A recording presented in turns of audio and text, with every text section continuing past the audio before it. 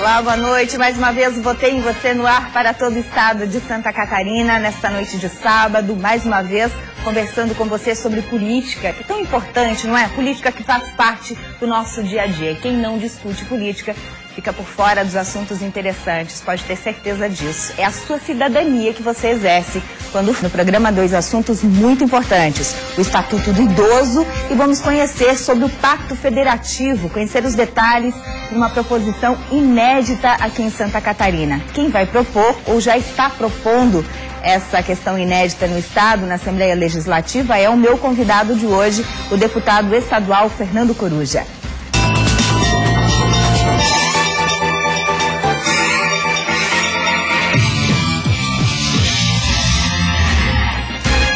Fernando Agostini, ou Fernando Coruja, né? Popularmente conhecido pelo Brasil inteiro, já foi vereador na cidade de Lages, já foi prefeito na cidade de Lages também, deputado federal por 3 mandatos e agora deputado estadual com 31.797 votos. Tem 61 anos de idade, milita no PMDB. Deputado, impossível, né? Entrevistá-lo ou se referir ao seu trabalho, à sua pessoa como Fernando Agostini apenas. Coruja pegou, é um apelido que todo mundo conhece no Brasil afora e, aliás, um nome que vai para a urna, né? E eu gostaria justamente de começar com essa curiosidade, até tirar essa curiosidade do catarinense. Como surgiu esse apelido Coruja, que hoje é uma referência aí na política catarinense brasileira? Boa noite. Boa noite, Elaine. Na verdade, o Coruja está incorporado ao nome atualmente, né? Já há muitos anos atrás eu incorporei, porque no começo da atividade política, a votação era, você tinha que escrever o nome, né?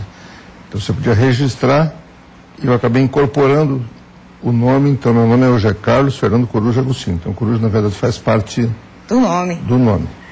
E o apelido veio da infância. Aliás, essa semana até estava brincando com alguém que me perguntou lá no meu consultório, mas por que esse apelido Coruja? E eu falei, por ser feio, eu falei. Imagina. Brincando.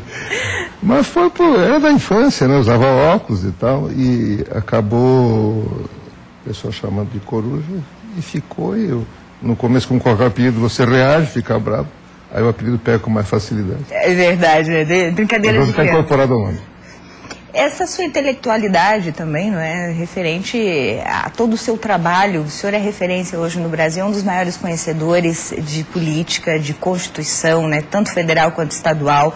O senhor, na verdade, de carreira é médico, endocrinologista, mas fez doutorado em Direito, é doutor em Direito, é professor, inclusive, né, leciona na matéria.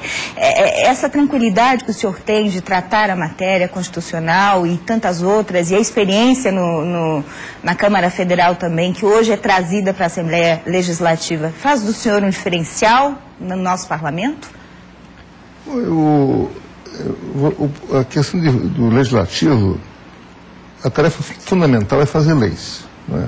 Tem outras, evidentemente, fiscalizar e outras, mas a tarefa fundamental é lidar com as leis, tanto propor como discutir os projetos que são apresentados por outros poderes. Isso fica muito esquecido nas assembleias, em função um pouco da pouca capacidade legislativa que tem as assembleias, porque a Constituição não prevê, não possibilita, quase tudo tem que ser legislado pela União. Como a discussão é muito legislativa, evidentemente, quando você tem uma formação na área jurídica, isso facilita. E a discussão básica dos projetos de lei não é tanto mérito, porque o mérito é muito mais fácil, às vezes, de compreender. E o povo já sabe o que quer e o que não quer. No legislativo se discute muito a questão da constitucionalidade. Pode fazer aquela lei, não pode? De que maneira tem que ser? Então isso acaba ajudando um pouco. Eu acabei enveredando um pouco por essa questão jurídica, faz um direito, depois mestrado, doutorado na área de direito constitucional. Então ajuda um pouco. E o senhor foi deputado federal por 3 mandatos e agora retorna ao Estado, né, a sua base eleitoral, que é Santa Catarina. Como é retornar no parlamento catarinense depois de tanto tempo lá em Brasília? Muda alguma coisa, deputado? Eu fiquei 12 anos em Brasília e daí na eleição de 2010 eu resolvi não disputar a eleição. Na época nós apoiamos a atual deputada Carmen Zanotto, que trabalhava comigo, para ir no meu lugar. Eu vim um pouco para casa porque achei que estava na hora de cuidar um pouco da família e tal. Acabei vindo disputar essa eleição, estimulado um pouco por alguns companheiros políticos, e estou aqui na Assembleia. A Assembleia, ela tem uma capacidade legislativa menor, como eu falei. Quer dizer, você acaba não tendo tanta possibilidade legislativa. E no Congresso você pode legislar sobre a maioria das coisas, não é? Direito penal, civil, processual penal, comercial, trabalho, essas coisas a Assembleia não pode legislar. Então te limita um pouco.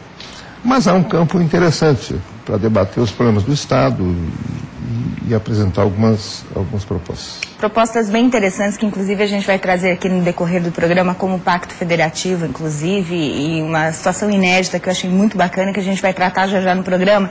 Mas antes de entrar na esfera do seu trabalho legislativo, gostaria de fazer uma pergunta mais para o lado político, né? Realmente o senhor foi prefeito de Lages, né? Fez um trabalho belíssimo na cidade de Lages, antes de ser deputado federal. O senhor já esteve no Executivo, enquanto prefeito, e Legislativo Federal, enquanto deputado federal. O senhor hoje é deputado estadual. O senhor pensa em algum momento, eu penso que até o lagiano, né, tem essa curiosidade, em algum momento voltar para o Executivo, de repente concorrer novamente a uma prefeitura lá de Lages, que é a sua base eleitoral, ou isso não passa pela cabeça? Não, nesse instante não, diria que não passa. Não passa porque já passei lá como prefeito, depois acabei perdendo uma eleição também. E não passa pela minha cabeça nesse instante disputar novamente a eleição. O que é mais fácil, deputado? O executivo, o cargo de executivo ou o cargo de legislativo? Na verdade, são diferentes, né? Mas o que possibilita mais o trabalho? São atuações diferentes, não é? E qualquer papel que você exerça para procurar exercer bem demanda esforço, dedicação. Evidentemente que no executivo os compromissos são muito maiores, né? O sistema brasileiro político, como o sistema presidencialista, faz com que o parlamentar não tenha nenhuma responsabilidade na prática. Se for analisar, ele se elege.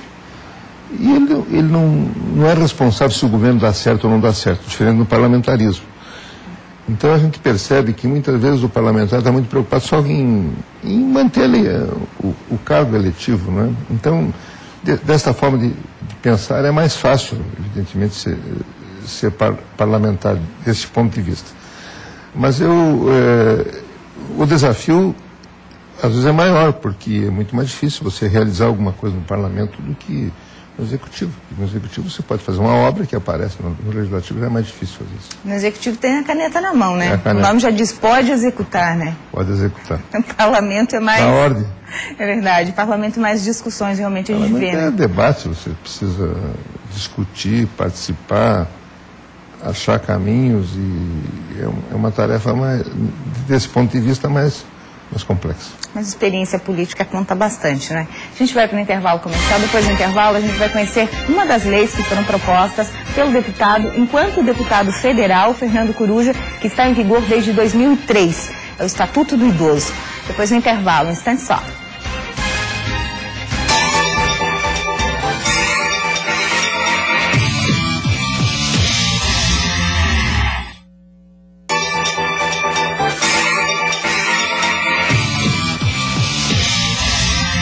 Volta, votei em você. Hoje o nosso convidado, Fernando Coruja, deputado estadual pelo PMDB, em nossos estúdios. E agora nós vamos conhecer um pouquinho mais sobre uma lei que está em vigor no Brasil desde 2003, que é importantíssima, gente. Isso foi proposta pelo deputado, enquanto deputado federal, Fernando Coruja, o Estatuto do Idoso. O objetivo do Estatuto é garantir atendimento prioritário aos maiores de 60 anos e assegurar o direito dos idosos à vida, à saúde, à alimentação, à moradia e ao lazer. Deputado, agora em 2015, a sua lei, o Estatuto do Idoso, vai completar 12 anos em vigor no Brasil, né? Qual é a leitura que o senhor faz dessa lei importantíssima, que até então, até a sua proposição, existia uma lacuna, não é? Em relação ao que diz respeito aos direitos dos maiores de 60 anos. É uma tendência no mundo como um todo de você não ter grandes códigos, mas ter legislações específicas para tratar de assuntos específicos. Então, eu, quando me elegi deputado federal a primeira vez, eu já tinha falado na campanha e logo de cara eu propus um projeto de lei. Foi o primeiro projeto que eu apresentei no Congresso em 99. Uma proposta de um Estatuto para o Idoso. No começo, inclusive, várias associações de idosos no país eram meio contrárias, achavam que, ao chamar a atenção, era uma espécie de discriminação. Mas você precisa ter legislação específica para setores específicos. E na questão dos idosos, que estão aumentando muito em número, é uma categoria que precisa de uma atenção especial, porque é discriminado pela família, pelos jovens, por todos os meios, né? Há uma discriminação. Quando há discriminação, você precisa ter lei para assegurar, leis que dê direitos. Às vezes tem uma discriminação negativa, você precisa ter uma lei que dê uma discriminação positiva. Os americanos chamam de ação afirmativa. Quer dizer, um grupo que está socialmente mais fraco tem que ter uma lei dando privilégio. Naquele instante é preciso para contrabalancear a discriminação. Então foi uma proposta, acho que avançou bastante. Há um papel do Ministério Público hoje de intervenção na questão do idoso. Chamou a atenção para o problema. Hoje você não tem nenhuma prefeitura do país que não tenha grupo de idosos. Disseminou a preocupação. Tem secretarias específicas não havia, da área. Não havia isso. Não havia. Há 20 anos atrás não havia nenhuma preocupação com os idosos. 15 anos atrás. Então acho que o Estatuto do Idoso levou essa preocupação para todo o canto. O Judiciário se preocupou com isso, o Ministério Público, o Executivo, o Legislativo. Não é? Há uma preocupação. Então acho que o Estatuto teve um papel nisso. E os resultados são bons na avaliação que o senhor faz nesses 12 anos? Eu acho que o que o senhor melhoraria na lei hoje se o senhor pudesse fazer alguma alteração para aperfeiçoar? Não sei se precisa melhorar alguma coisa na lei. Porque não é a lei que modifica a realidade, né? Havia um sociólogo alemão lá, chamado Rick Heinck, ele dizia na época assim, nada é coletivo porque é imperativo, mas é imperativo porque é coletivo. Se não tiver uma coisa cultural, não adianta fazer uma lei para obrigar as pessoas a fazerem as coisas. Mas a lei ajuda. Então, eu não modificaria a lei. Eu acho que tem que aplicar... Modificaria a forma de pensar das pessoas, a conscientização? A lei tem essa finalidade. Tem que aplicar melhor a lei, não é? Tem que ter aplicar melhor, mas mesmo nesse aspecto está avançando muito. O Ministério Público tem tido um papel importante, o Poder Judiciário. É um processo cultural, isso demora... E a cultura ocidental é diferente da cultura oriental, né? Aqui não se valoriza muito o idoso, não é? Diferente do Oriente. Talvez não chegue a isso, mas é preciso valorizar um pouco mais essa a lei, época da vida. É verdade. Ali no seu bojo principal, né, dos pilares é a proteção aos direitos dos idosos, né? Mas ainda surgem algumas dúvidas, né, deputado? Eu gostaria de aproveitar a sua presença justamente para tirar essas dúvidas em relação a denúncias, a quem recorrer, não é? Como é que pode ser feita essa denúncia, não é? Quais são hoje os órgãos no município, no estado, que podem ser acionados no caso de maus tratos, por exemplo, ou de alguma forma quando a lei é desrespeitada? Só o Ministério Público? Não. Isso, quando tem crime, pode ser a polícia, pode ser o órgão do executivo, né? Porque ali foram criados tipos penais específicos, né? Eu lembro hoje é crime maltratar idoso, né? Por causa da lei. Eu lembro que quando eu elaborei o texto, eu fui pesquisar, né, algumas coisas. Depois eu acabei fazendo uma dissertação de mestrado sobre a questão do direito do idoso. Então, por exemplo, eu vi que tinha um tipo, uma coisa específica, hoje tem um tipo penal específico, da pessoa que no armazém se apossava do cartão do idoso para cobrar conta no final do mês, né? Ainda tem muito disso aí, mas hoje é um tipo penal específico, é um crime, né? Ou a própria família pegava o cartão. Agora mesmo esses dias eu vi uma denúncia de um idoso reclamando contra um secretário, não sei de onde, aí, de um município qualquer que... É o que o senhor fala. Tem vários mecanismos, a própria imprensa hoje tem um papel muito ativo nessa questão de... Mas o mais importante foi, você começou a encarar o direito do idoso como um direito homogêneo, um direito difuso, e aí tem o papel do Ministério Público. E quando cada idoso tinha cuidado de si mesmo, e só ele podia reclamar, era mais difícil. Nessa minha dissertação de mestrado, eu tratei o direito à velhice como um direito chamado de personalidade e um direito difuso. Porque quando o direito é difuso, o Ministério Público pode intervir com mais poder, né? Então a velhice não é um direito de cada pessoa. É coletivo. Coletivo. Quando você nasce, você só tem direito a ser velho. Coletivo, e aí onde entra o trabalho do Ministério Público, que é o guardião dos direitos da coletividade, não é? Hoje a gente vai para mais um intervalo comercial. Depois do intervalo, a gente vem falando sobre o Pacto Federativo e sobre essa proposição inédita que o deputado estadual Fernando Coruja pretende aqui na Assembleia Legislativa de Santa Catarina. Tanto só.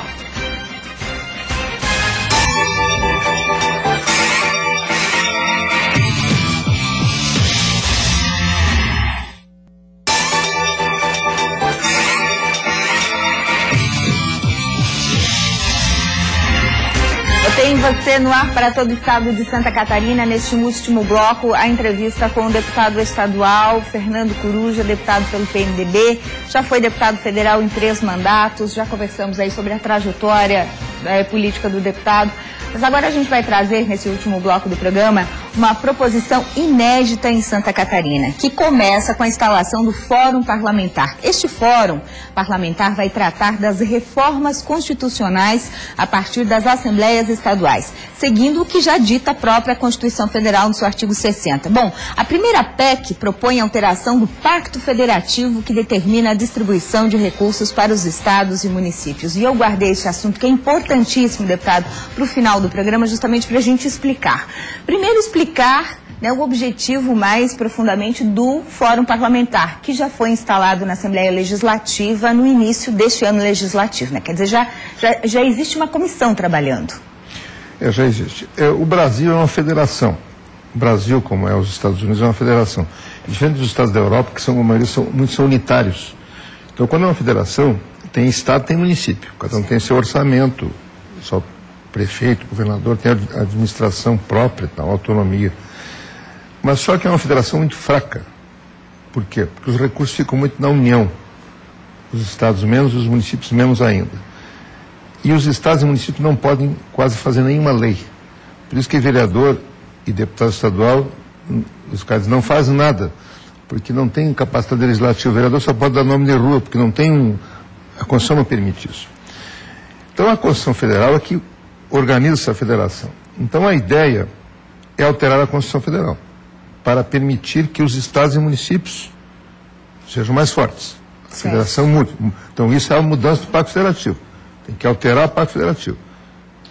Os estados e municípios têm que legislar melhor, mais, poder fazer mais leis, e eles têm que ter mais recursos para fazer as coisas. Quem é que pode propor alteração ao Pacto Federativo, Helene? São 3, a Constituição, 3. O Presidente da República, 1/3 dos deputados ou senadores, e mais da metade das assembleias. Certo. Então, esta proposição para as assembleias é que nunca foi utilizada, assim, de forma efetiva, para alterar o Pacto Federativo na questão de distribuição de recursos. Está na Constituição, mas não foi utilizado. Então, quando eu fui instado ali para ser candidato a deputado estadual, eu digo, mas o que eu vou fazer? Daí eu fui dar uma olhada e digo, vamos avançar nessa ideia. Então, nós estamos trabalhando para apresentar uma proposta, aprovar aqui na Assembleia de Santa Catarina e depois aprovar nas outras assembleias para levar ao Congresso Nacional com a força de uma coisa popular para ver se a gente consegue modificar. Quer dizer, nós temos a possibilidade da Assembleia Legislativa de Santa Catarina ser pioneira numa emenda constitucional em relação ao Pacto Federativo. Nós queremos aprovar aqui, já está bem avançado o negócio, que faz só 2 meses que nós estamos trabalhando, mas já está bem avançado. É provável que a gente consiga aprovar nas próximas semanas em Santa Catarina e aí levar, porque precisa ter o apoio de 14 assembleias, pelo menos, mais da metade das assembleias. Basicamente são 5 pontos. Melhorar a partilha dos recursos, melhorar a competência legislativa do Estado, discutir a chamada federalização da educação, uma proposta alocando mais recursos para a saúde, que é a negociação de mais 10, e uma quinta é a ideia de que o povo possa propor emenda constitucional, porque hoje o povo não pode propor emenda constitucional. O povo pode propor projeto de lei. Nós queremos alterar isso para permitir que a população também possa propor emenda constitucional. Muito interessante. A gente preparou uma tela aqui sobre como que é a divisão hoje dos recursos, pelo Pacto Federativo. Atualmente, a União acumula cerca de 70% dos recursos nacionais oriundos da arrecadação de impostos. Aí repassa somente 30% aos municípios, deputado. E a gente tem informação, inclusive, do seu gabinete, ali, com base em dados do IBGE, 45% dos 5.770 municípios brasileiros hoje dependem quase que exclusivamente dos repasses financeiros da União por meio aí do Fundo de Participação dos Municípios. Quer dizer, se mudar essa distribuição aqui, que é o primeiro passo que o senhor pretende, já começa a mudar a mentalidade, inclusive, dos municípios, e vem uma coisa... Quer dizer, vem de cima, né? O governo federal muda a sua forma de pensar e dividir o bolo, e os municípios começam também a pensar diferente, a trabalhar diferente. E a lógica tem que ser essa, porque a lógica da federação, o grande modelo é a Federação Americana, que é uma lógica diferente. Os municípios e estados têm mais recursos. Lá é a União que pede recursos para os estados muitas vezes para poder fazer. Desses 70% hoje que ficam com a União, os 30% que vêm para os municípios, qual que é a ideia? Aumentar a porcentagem em quanto aí do bolo para o município? A nossa ideia é que hoje tem dois impostos que são compartilhados, a IPI e o Imposto de Renda. A ideia é ampliar os tributos compartilhados, colocar mais 4 nesse bolo e lentamente ir ampliando a razão de 0,5% ou 1% ao ano para chegar a 1/3 para cada um. A ideia é basicamente isso. Num prazo, claro, num prazo que pode chegar entre 10 e 20 anos, estamos discutindo ainda, porque senão pode haver uma mudança dessa de repente, porque evidentemente que a União tem os seus compromissos, os seus problemas, né? Agora, se as coisas vierem para o município, as pessoas acusam muito, o prefeito é ladrão, não sei o que, então, não sei o que. Mas, na verdade, a confusão muito maior é no governo federal, onde o recurso está concentrado, onde eu vejo esses escândalos que tem aí. Então, se tiver os recursos mais concentrados nos municípios, inclusive a população vai poder fiscalizar melhor. Bom, então, na prática, instalado o Fórum Parlamentar, esse grupo de deputados aí que integra, que acumula ou reúne, melhor, deputados de várias bancadas partidárias, quer dizer, não é só um partido, não é só o PMDB, a gente tem ali uma composição partidária interessante, né, ele é em vários partidos. Essa comissão discute, aí existe uma proposição, vai para plenário, vai para votação, tramita em comissões, depois de aprovado, tem que passar pelo governo do Estado, um caso como esse? Não. Como é que funciona esse trâmite, deputado? Não, ele é feito através de um projeto de resolução da Assembleia. Certo. A Assembleia vota para a resolução, que não se submete ao veto ou sanção do governador.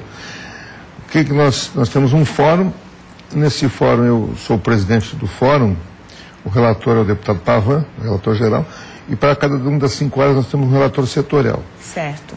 Que vão apresentar as propostas para modificar, para alterar esses 5 pontos. Né? Já está bem avançada a discussão das propostas, né? É provável que nos próximos dias nós possamos votar já essas propostas. Então a ideia é essa, um projeto de resolução não se submete ao controle do executivo. Uma vez aprovado esse projeto de resolução, nós vamos encaminhar as outras assembleias e pedir o apoio dessas assembleias. É claro que aí nós vamos dar uma viajada no Brasil, vamos conversar, ou não necessariamente viajar, porque hoje tem outros meios para fazer isso. São 14 assembleias que precisam assinar. São pelo menos 14 que precisam votar pela maioria relativa dos seus membros em cada uma para a gente apresentar no Congresso. E depois temos que aprovar no Congresso. Mas como há uma situação no Brasil de ebulição agora, favorável à mudança do Pacto Federativo, nós entendemos que o momento é propício para encaminhar uma proposta dessa natureza. Só pelo trâmite aí, é um trabalho, com certeza, creio eu, me corrija se estiver errado, será o seu projeto principal nesses 4 anos de mandato? Ah, sim. Inclusive foi o único que eu coloquei como plano de governo, porque eu gosto de concentrar numa coisa. Claro que a gente está tratando de muitos outros assuntos, mas esse é o projeto principal. Como é que a população acompanha o caminhar, né, o desenvolver desse fórum e dessas discussões, deputado? As pessoas podem participar das discussões ou não? Como é que funciona? Pode. Nós vamos, a partir da aprovação, vamos claro, isso está no site da Assembleia, nós vamos divulgar para que possa haver discussão, sugestão. Alguns relatores setoriais estão fazendo debate com próprios setores da população. Pela sua experiência parlamentar, tanto estadual quanto federal, o senhor, é difícil prever, né, porque vai ter todo esse trâmite aí, não é só na Assembleia Legislativa Catarinense, nas outras também, tem o Congresso depois, né, que também precisa apreciar. O senhor calcula aí um prazo para finalizar? Nós pretendemos tentar encaminhar essa proposta ao Congresso no máximo até o final do ano, até um pouco antes do que isso, e depois trabalhar lá. Lei não há prazo para você dizer que vai ser aprovada, porque evidentemente que mas não tem nem prazo legal, muitas vezes. Mas nós vamos conseguir. Nossa bancada em Brasília não é uma das maiores. No seu entendimento, a gente tem uma representatividade política em Brasília, mas aí vai unir também as outras assembleias, tem todo um contexto aí. Pela sua experiência também, é difícil prever, eu sei, né? Mas eu estou na frente do especialista e eu sou obrigada a perguntar. Existe essa possibilidade de andar rápido no Congresso também? A nossa força política catarinense tem essa... Aí não seria de uma questão de força política do Estado, que seria um projeto que seria múltiplo de várias assembleias do país. A política ela anda muito em função das circunstâncias. Né? Um projeto é votado ou não em função da crise, às vezes tem relação entre o governo e a Assembleia, então, o governo e o Congresso. Então é difícil prever, mas eu acho que é um momento favorável. Muito bem. Acabou o nosso tempo, infelizmente. O Pacto Federativo é um assunto que a gente vai discutir muito ainda, deputado, e eu vou convidá-lo mais vezes, conforme o projeto for andando na Assembleia. Muito obrigado pela sua presença. Obrigado a você, satisfação falar contigo e com os teus telespectadores. Muito obrigada, deputado. Mais uma vez. Obrigada para você que assistiu, curtiu, votei em você em todo o estado de Santa Catarina. Nós voltamos no sábado que vem com mais uma entrevista para você. Fique agora com o Jornal da Band. Aproveite bem o seu final de semana.